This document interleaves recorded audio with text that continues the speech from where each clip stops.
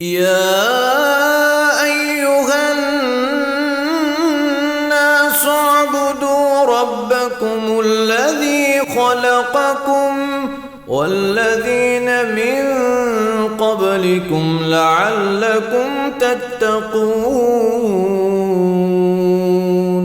اور اپنی دعوت کے اندر مساوات رکھنی چاہیے اور سب لوگوں کے ساتھ یکساں معاملہ کرنا چاہیے، لیکن یکساں معاملہ کرنے کا یہ معنی نہیں ہوتا کہ انسان جو کوئی کریم القوم اور علیت القوم سے، قوم کے اعلیٰ طبقے سے کوئی آدمی آیا ہے اور معزز آدمی ہے تو انسان اس کی رعایت نہ کرے۔ انزل الناس منازلہم، لوگوں کے ساتھ معاملہ ایسے کرنا چاہیے، ان کی حیثیت اور مرتبے کا لحاظ اور اعتراف کرنا چاہیے۔ اگر کوئی معزز آدمی آیا تو اس کی عزت افزائی کرنی چاہیے اور اس کے لیے انسان کو خوشی کا اظہار کرنا اور اس کی تھوڑی سی تکریم کا اظہار کرنا، تاکہ وہ یہ محسوس کرے کہ مجھے جو میری حیثیت ہے اس کے مطابق میرے ساتھ معاملہ کیا گیا ہے۔ تو بعض لوگ ہوتے ہیں کہ کوئی بڑا آ جائے تو اس کی تذلیل کرتے ہیں، ایسا نہیں ہونا چاہیے، اور چھوٹا کوئی آدمی آ جائے تو اس کی بھی دلداری کرنی چاہیے اور اس کے ساتھ بھی محبت کا اور بہت زیادہ جو ہے نا وہ تکریم والا اور اس کی خیرخواہی والا معاملہ کرنا چاہیے، اس کو نظر انداز نہیں کرنا چاہیے۔ تو مساوات رکھنی چاہیے اور قرآن کے ذریعے تبلیغ کرنی چاہیے۔ اور حقیقت یہ ہے کہ قرآن مجید کہ حفظ کے اندر مہارت ہو اور اس کے فہم کے اندر مہارت ہو، اور پھر اس سے استدلال اور استناد کے اندر مہارت ہو کہ انسان جو کہہ رہا ہے اس کی دلیل انسان کے پاس قرآن مجید سے آ جائے۔ یہ زیادہ قرآن سے اشتغال رکھنے سے انسان کو حاصل ہوتی ہے۔ یہ جتنا زیادہ انسان کا قرآن کے ساتھ اشتغال ہو، حفظ میں، تلاوت میں، تدبر میں اور استحضار میں، اسی قدر یہ چیز پھر زیادہ بنتی ہے۔ تو کلا انہا تذکرہ، قرآن کے ساتھ جو یاد دہانی ہوتی ہے اور اس کے ساتھ جب احادیث شامل ہو جائیں تو پھر نور علی نور ہو جاتا ہے، پھر نور علی نور ہو جاتا ہے۔ اس لیے قرآن کا ضبط، اتقان، استحضار، تلاوت کے ساتھ، تدبر کے ساتھ اور اس کے ساتھ احادیث کا حفظ اور ان کا استحضار اور ان کا تدبر اور ان کو ساتھ قرآن کے جوڑ کر اور پھر سلف کی تفسیر، یہ چیزیں جو ہیں یہ آج امت کی ضرورت ہے اور اس پہ زیادہ توجہ دینی چاہیے۔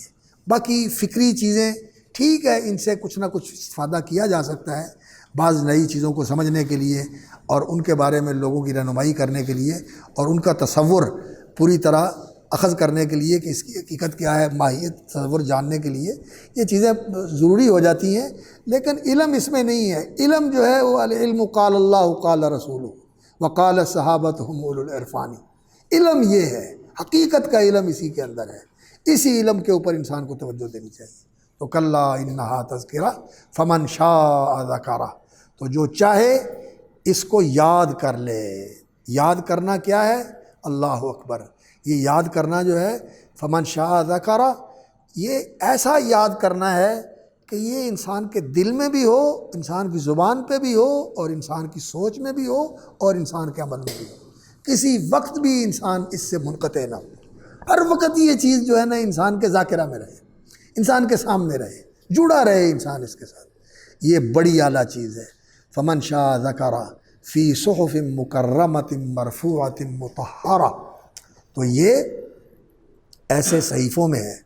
صحیفہ، صحف، اللہ اکبر، یہ قرآن مجید کے لیے اللہ رب العزت نے استعمال کیا ہے۔ لم یکن الذین کفروا من اہل الکتاب والمشرکین منفکین حتی تأتیہم البینہ رسول من اللہ یتلو صحفا مطہرہ، تو یہ جو صورتیں ہیں یہ صحف ہیں۔ صحیفہ اس کی جمع صحف، فی ان ھذا لفی الصحف الاولی صحف ابراہیم و موسیٰ، تو صحیفہ جو ہے یہ جس کے اندر صفحات جمع کیے جاتے ہیں اس کو صحیفہ کہا جاتا ہے، جس کے اندر صفحات جمع کیے جاتے ہیں۔ صفحہ کہتے ہیں جو چیز ایسے پھیلی ہوئی ہو، صفحہ اس کو پھیلی ہوئی چیز کو کہتے ہیں۔ تو جس کے اندر یہ صفحات جمع کیے جائیں اس کو صحیفہ کہتے ہیں، جس کے اندر یہ جمع کیے جاتے ہیں، فی صحف مکرمہ، اور یہ بڑی شان اور بڑی عظمت والے ہیں۔ کرم جو ہے یہ عزت اور توقیر کے لیے بولا جانے والا لفظ ہے، فی صحف مکرمہ مرفوعۃ مطہرہ، اللہ کے ہاں اس کی بڑی عزت ہے۔ کرامت جو ہے یہ شرف کو کہتے ہیں، وَلَقَدْ كَرَّمْنَا بنی آدم، بنی آدم کو ہم نے شرف بخشا، فضیلت اور برتری عطا فرمائی۔ یہ اللہ کے ہاں بڑی چیز ہے، بہت اونچی چیز ہے، ایسی اونچی چیز ہے کہ اس کے ساتھ اشتغال رکھنے والے اللہ کے ہاں سب سے بہتر ہیں۔ خیرکم من تعلم القرآن وعلمہ، مکرمہ مرفوعۃ، ان کی شان بڑی بلند ہے، مرفوعۃ، یہ اللہ کے ہاں بہت اونچائی والے ہیں، بہت اونچا شان ہے۔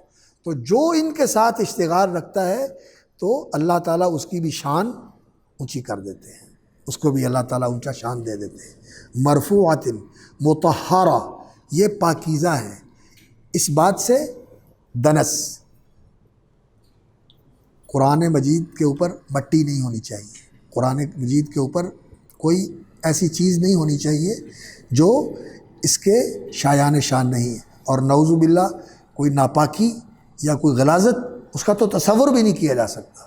قرآن ان ساری چیزوں سے پاک اور منزہ ہے، اور مطہرہ شیاطین کی اپروچ سے بھی پاک ہے، اور زیادت و نقصان سے بھی پاک ہے، اس میں کمی بیشی بھی نہیں ہو سکتی۔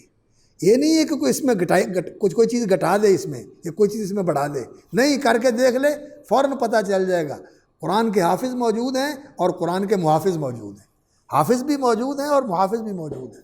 مطہرہ، یہ زیادت و نقصان سے بھی محفوظ ہے، اور اس کی کتابت میں، اس کی قراءت میں اور اس کی تفسیر میں جب بھی کوئی چیز جو ہے وہ شامل کی جاتی ہے جو اس میں سے نہیں ہے اور اس کے خلاف ہے، تو اللہ تعالیٰ بندے کھڑے کر دیتا ہے جو بتا دیتے ہیں کہ یہ جو کچھ کہا جا رہا ہے یہ قرآن میں سے نہیں ہے۔ لا یاتی الباطل من بین یدیہ ولا من خلفہ تنزیل من حکیم حمید بایدی سفرۃ کرام بررہ، اور یہ ان سفیروں کے ہاتھ میں ہے، یعنی یہ ان سفیروں کے ذریعے منتقل ہوا ہے، اللہ کے فرشتے جبریل امین اور ان کے ساتھ جو وحی کے اوپر مقرر فرشتے ہیں ان کے جلو میں یہ قرآن آتا رہا، جیسا کہ آتا ہے بعض روایات کے اندر کہ سورۃ الانعام جب نازل ہوئی تو ہزاروں کی تعداد میں فرشتے ان کے ساتھ تھے، اور وہ اللہ کی تسبیح پڑھتے ہوئے، جیسے ایک جلوس نہیں ہوتا ہے جو کسی کی تکریم کے لیے اس کے ساتھ چلتا ہے، اس کے استقبال کے لیے یا اس کو الوداع کرنے کے لیے اس کے ساتھ چلتا ہے، تو جبریل امین کے ساتھ فرشتوں کی ایک جماعت نازل ہوئی اور وہ اللہ کی تسبیح پکار رہے تھے۔ تو یہ سفیر جو ہیں جو اللہ کے اور بندوں کے درمیان واسطہ ہوتے ہیں، اس کو بھی سفیر کہا جاتا ہے۔ اور ایک سفیر کا معنی اور بھی ہوتا ہے، اور وہ کیا؟ الذی یصلح بین الناس، جو لوگوں کے اندر اصلاح کا عمل کرتا ہے، لوگوں میں اصلاح کرتا ہے۔ اور جو عالم ہوتا ہے اس کے یہ دونوں کام ہوتے ہیں، وہ سفیر ہوتا ہے، اللہ کا پیغام بندوں تک پہنچاتا ہے، اور دوسرا کام اس کا کیا ہوتا ہے؟ لوگوں کی اصلاح کرنا۔ ان اریدو الا الاصلاح ما استطعت، لوگوں کی اصلاح کرنا۔ اور رسول اکرم صلی اللہ علیہ وسلم کی حدیث کے الفاظ ہیں الغرباء هم النزاع من القبائل الذين يصلحون ما افسد الناس من امتی، والغرباء طوبى للغرباء، ان غرباء کے لیے خوشخبری ہے، ان کے لیے خوبی اور ان کے لیے بشارت ہے۔ کون؟ طوبى للغرباء النزاع من القبائل، من الغرباء، وہ غرباء کون ہیں؟ النزاع من القبائل، جو قبائل میں سے نکل کے آئے ہوئے ہیں، کسی سے ایک، کسی سے دو، کسی سے چار، کسی سے پانچ، مختلف قبیلوں سے نکل کے لوگ آئے ہوئے ہیں، النزاع من القبائل۔ اور وہ کرتے کیا ہیں؟ یصلحون ما افسد الناس، یہ حدیث نکالو ذرا، الذین یصلحون اذا فسد الناس ولا یمارون فی دین اللہ، الذین یصلحون اذا فسد الناس ولا یمارون فی دین اللہ۔ ہاں یہ آ گیا، شرح سنہ کی روایت ہے یہ۔ فطوبى للغرباء الذین یصلحون ما افسد الناس من سنتی من بعدی، تو النزاع من القبائل ایک روایت کے یہ الفاظ ہیں کہ یہ قبیلوں سے نکلے ہوئے لوگ ہیں۔ النزاع نازع، نزاع کا معنی ہوتا ہے کسی جگہ سے نکل کے کسی جگہ کے ارادے کے لیے چل پڑنا۔ تو النزاع من القبائل، اور دوسرا ان کا وصف یہ ہے الذین یصلحون ما افسد الناس من سنتی، اور دوسرا ایک وصف ان کا یہ ہے الذین یصلحون اذا فسد الناس، جب لوگوں کے اندر بگاڑ آتا ہے تو ان کے اندر صالحیت ہوتی ہے، ان کے اندر صلاح ہوتا ہے، اور جو لوگوں نے نبی صلی اللہ علیہ وسلم کی سنت کو بگاڑا ہوتا ہے یہ اس کی اصلاح کرتے ہیں۔ یصلحون ما افسد الناس من سنتی۔ تو سفیر جو ہوتے ہیں وہ ایک تو پیغام رسان ہوتے ہیں، ان کا کام ہوتا ہے جو پیغام ہے اس کو پہنچانا، اور دوسرا ان کا کام کیا ہوتا ہے؟ اصلاح کرنا، اور اس اصلاح کے اندر جو ہے اپنی اصلاح بھی ہے اور دوسروں کی اصلاح بھی ہے، اس لیے کہ اصلاح کا عمل جو ہے وہ اپنے آپ سے شروع ہوتا ہے، اپنے آپ سے۔ ابدا بنفسک فنہا عن غیہا فاذا انتہت عنہ فانت حکیم۔ حکیم تب ہو جب اپنی اصلاح کر لو، جب اپنی اصلاح نہ کرے انسان اور دوسروں کی اصلاح کرتا رہے تو دیگرانہ نصیحت خود میاں فضیحت، خود جو ہے وہ رسوائی کا باعث ہے اور دوسروں کو نصیحت کر رہا ہے۔ تو بِأَيْدِي سَفَرَةٍ كِرَامٍ بَرَرَةٍ، فرشتے تو ہیں ایسے کہ وہ اللہ رب العزت کے کاموں کو ٹھیک ٹھیک سر انجام دیتے ہیں، اور جو قرآن کے قاری ہیں، قرآن کے عالم ہیں، قرآن کے مفسر ہیں، قرآن کے حامل ہیں، ان کو بھی ایسا ہی ہونا چاہیے۔ یہ ایک ہوتی ہے عبارت النص اور ایک ہوتی ہے دلالت النص۔ اس نص کی دلالت یہ ہے کہ جو قرآن سے اشتغال رکھنے والے ہیں ان کو سفیر ہونا چاہیے، اور ان کو ایسا ہی کرام بررہ، انہیں وہ اللہ کے ہاں بڑے کریم ہوتے ہیں، اللہ کے ہاں ان کا مقام و مرتبہ ہوتا ہے، اور بررہ وہ نیکوکار ہوتے ہیں۔ بررہ بار سے ہے، اور برہ کا معنی ہوتا ہے نیکوکار ہونا۔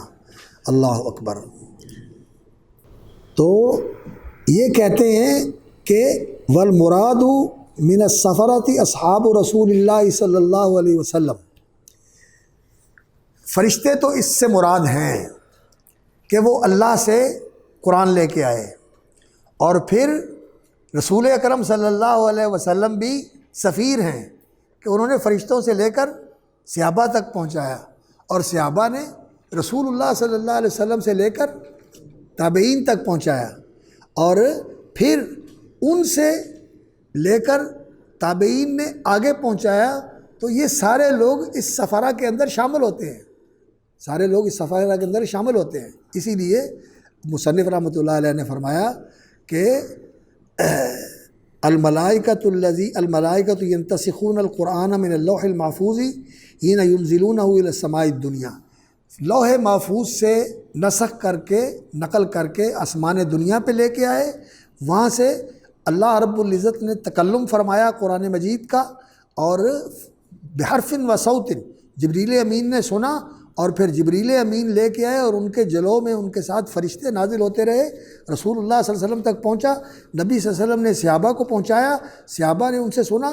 اول مراد من سفرت اصحاب رسول اللہ، نبی صلی اللہ علیہ وسلم کے صحابہ، اول قراء و سفرت الکتبہ، پھر قرآن کے قاری اور قرآن کے لکھنے والے، رسم المصحف اور قراء القراء، قرآن کے قاری جنہوں نے قرآن مجید کے لہجات اور قرآن مجید کی قراءت کو محفوظ کیا، وہ اس سے مراد ہے۔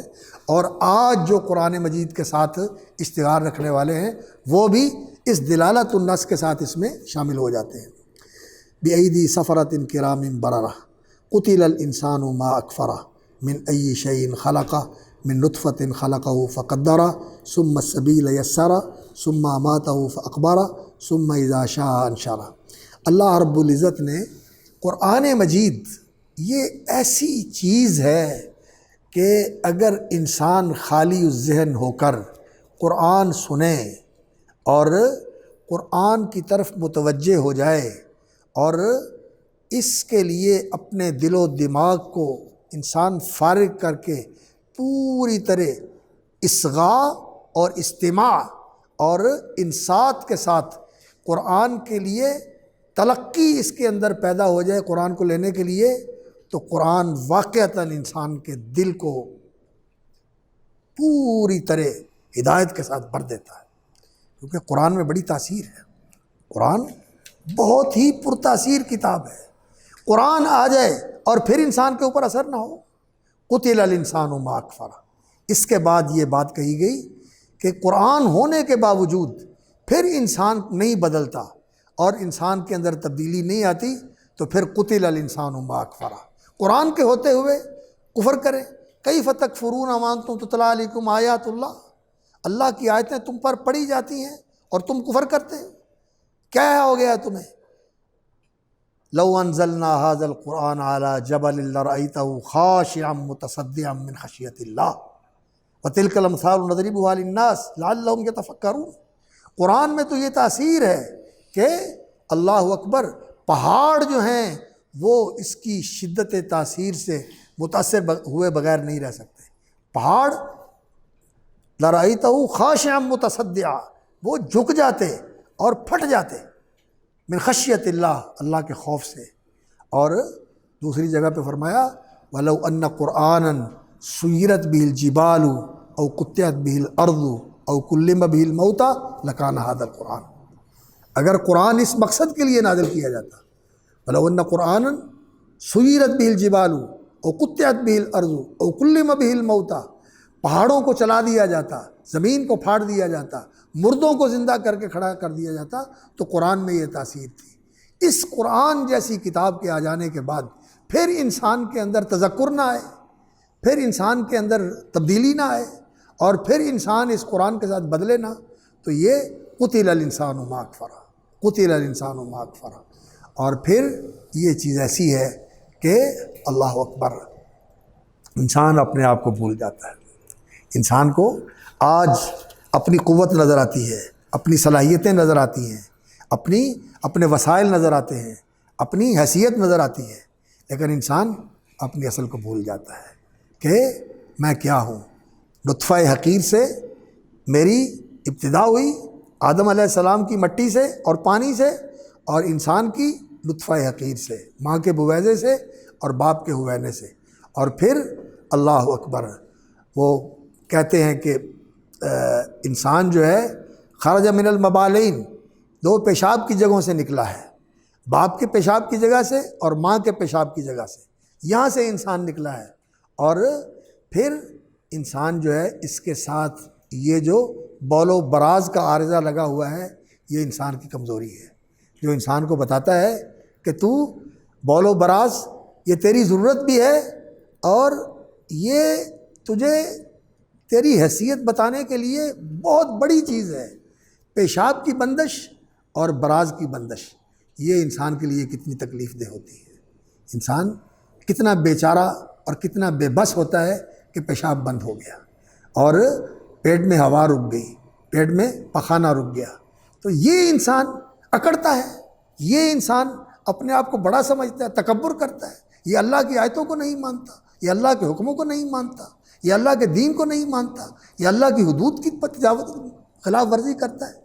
من ای شیء خلقہ من نطفۃ خلقہ فقدرہ ثم السبیل یسرہ، اور پھر راستہ اللہ رب العزت نے آسان فرما دیا ہے، یعنی نیکی کی راہ بھی آسان ہے، چلنا چاہے انسان تو اللہ تعالیٰ نے آسان بنایا ہے اس کو۔ ما جعل علیکم فی الدین من حرج لا یکلف اللہ نفسا الا وسعہا، اور اگر ادھر جانا چاہے تو نولیہ ما تولی، جائے، اللہ کو پرواہ کوئی نہیں، جو جاتا ہے جائے، ادھر جائے تو اللہ کو کوئی پرواہ نہیں، ادھر آئے تو اللہ کے پاس کسی چیز کی کمی نہیں، اللہ رب العزت کے پاس کسی چیز کی کمی نہیں۔ ثم السبیل یسرہ ثم اماتہ فاقبرہ، اور پھر اللہ رب العزت نے انسان کے ساتھ کیسی مہربانی فرمائی کہ اس کو موت دی تو پھر اسے درندوں کی خوراک نہیں بنایا، پھر عزت و کرامت کے ساتھ اسے دفن کرنے کی اللہ رب العزت نے سبیل پیدا کر دی۔ وہ پہلا انسان جس نے انسان کو قتل کیا، قابیل، اپنے حابیل بھائی کو، فبعث اللہ غرابا یبحث فی الارض لیریہ کیف یواری سوءۃ اخیہ، تو اصبح من النادمین، فبعث اللہ غرابا یبحث فی الارض لیریہ کیف یواری سوءۃ اخیہ۔ انسان کو دفن کرنے کا طریقہ سکھانے کے لیے اللہ رب العزت نے بندوبست فرما دیا۔ فاقبرہ، اقبرہ کا معنی کیا ہوتا ہے؟ اس کو قبر والا بنا دیا۔ اقبرہ اس کو قبر والا بنا دیا۔ قبرہ کا معنی ہوتا ہے اس کو قبر میں دفن کیا، قبرت الرجل، میں نے بندے کو قبر میں دفن کر دیا، اور اخبرہ یعنی اللہ رب العزت نے اس کو قبر والا بنا دیا۔ اخبرہ ای جعلہ ذا قبر، اور قبر کیا ہے؟ جس کے اندر انسان دفن کیا جاتا ہے، مقبور جس کے اندر انسان کو دفن کر دیا جاتا ہے۔ تو یہ اللہ رب العزت نے انسان کی کرامت کے لیے انسان کو یہ چیز عطا فرمائی ہے کہ اسے جانوروں کے سامنے پھینکا نہیں جاتا کہ پرندے اس کا گوشت نوچ لیں، کتے اس کو بمبوڑ کے کھائیں نعوذ باللہ، اور وحشی جو ہیں وہ اس کی لاش کے اوپر پل پڑیں اور اس کی ہڈیاں توڑ دیں اور اس کا گوشت نوچ لیں۔ اللہ رب العزت نے اس منظر سے اس کو محفوظ رکھا۔ اللہ رب العزت نے اس کے لیے قبر کا انتظام کر دیا۔ فاقبرہ، یہ بھی اللہ رب العزت کی کرم نوازی ہے، یہ اس کی نعمت ہے۔ اللہ اکبر۔ کلا لما یقضی ما امرا، کلا لما یقضی ما امرا، کلا نہیں، انسان جو ناشکر پن کا رویہ تم اختیار کر رہے ہو یہ تیرے لیے ٹھیک نہیں ہے۔ کلا، ایسا نہیں ہے کہ تو اللہ کا کفر کرے، تو اللہ کی ناشکری کرے۔ کلا لما یقضی ما امرا، لما یقضی ما امرا، لما اور لم یہ کس لیے ہوتا ہے؟ لم کا معنی ہوتا ہے کہ اس نے یہ کام نہیں کیا، اور لما کا معنی ہوتا ہے کہ ابھی تک نہیں کیا، ابھی تک نہیں کیا۔ لما یقضی ما امرا، ابھی تک اس نے نہیں پورا کیا جو اللہ نے اس کو حکم دیا۔ اللہ اکبر۔ تو کہتے ہیں کہ انسان جو اللہ رب العزت کے احکام ہیں اور جو اللہ کے تقاضے ہیں اور جو اللہ رب العزت کا حق ہے بندگی کا، شکر گزاری کا، وفاداری کا اور اطاعت شعاری کا، فرما برداری کا جو حق ہے، یہ انسان پورا نہیں کر سکتا، یہ انسان پورا نہیں کر سکتا۔ کلا لما یقضی ما امر فلینظر الانسان الی طعامہ، انسان پورا نہیں کر سکتا۔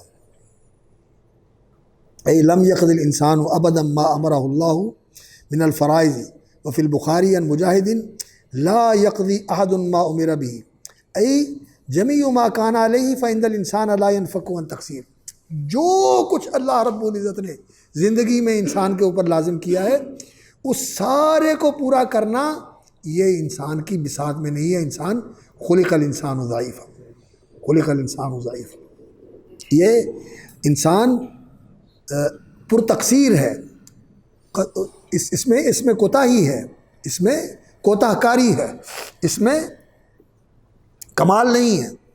اور خود رسول اکرم صلی اللہ علیہ وسلم کو یہ حکم ہو رہا ہے کہ فسبح بحمد ربک واستغفر لذنبک وللمؤمنین والمؤمنات۔ رسول اکرم صلی اللہ علیہ وسلم کو یہ کہا جا رہا ہے جو کہ عبد الخلق تھے، سب سے بڑھ کر اللہ کی عبادت کرنے والے تھے، اور رسول اکرم صلی اللہ علیہ وسلم کا قیام اور سجود اور تتفتر قدماہ، نبی صلی اللہ علیہ وسلم کے قدم سوج جاتے تھے اور لمبا سجدہ کرتے تھے، آنکھیں نبی صلی اللہ علیہ وسلم کی ابل جاتی تھی، تو اس کے باوجود حکم یہ ہو رہا ہے کہ واستغفر لذنبک، اور کسی کی کیا بات ہوگی۔ اس لیے توبہ اور استغفار کا انتظام کرنا چاہیے۔ کلا لما یقضی ما امر۔ اللہ اکبر۔ انسان جو ہے تقصیر سے، ایک معنی تو اس کا یہی ہے کہ انسان نے اللہ کا حکم پورا نہیں کیا، اور دوسرا اس کا معنی یہ ہے کہ کلا لما یقضی ما امر، کہ اللہ رب العزت نے ابھی فیصلہ نہیں کیا اس کا جس کا اس نے حکم دے رکھا ہے۔ اس نے حکم کیا دے رکھا ہے؟ قیامت برپا ہونے کا۔ قیامت آنے والی ہے، قیامت آنے والی ہے، قیامت آ کے رہے گی، قیامت برحق ہے، اور ثقلت فی السماوات والارض، یہ بہت بوجھل اور بھاری چیز ہے اس کائنات کے اندر۔ اس کائنات کے اندر بڑی بھاری اور بوجھل چیز ہے قیامت۔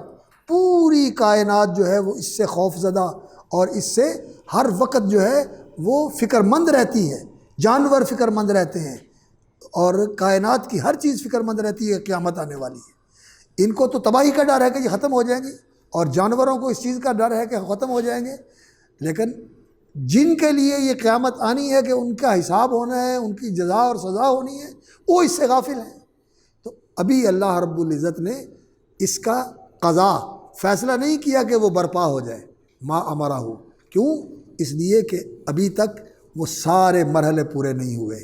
تمام انسانوں کا دنیا میں آنا اور پھر اپنی اپنی مہلت عمل کے مطابق عمل کرنا اور پھر اللہ کے حضور پیش ہونا اور پھر اس کائنات کے اندر جو اللہ رب العزت نے جتنے مراحل رکھے ہوئے ہیں ان سب کا پورا ہونا، ابھی تک وہ سارے معاملات پورے نہیں ہوئے، اس لیے اللہ رب العزت نے قیامت کے آنے کا فیصلہ نہیں کیا۔ یہ معنی بھی اس کا کیا گیا ہے، لما یقضی ما امر کلا ان القیامت توجد الآن لأنہ لم یقضی، ابھی قیامت برپا ہونے والی نہیں ہے کیونکہ اللہ رب العزت کا یہ فیصلہ نہیں ہے۔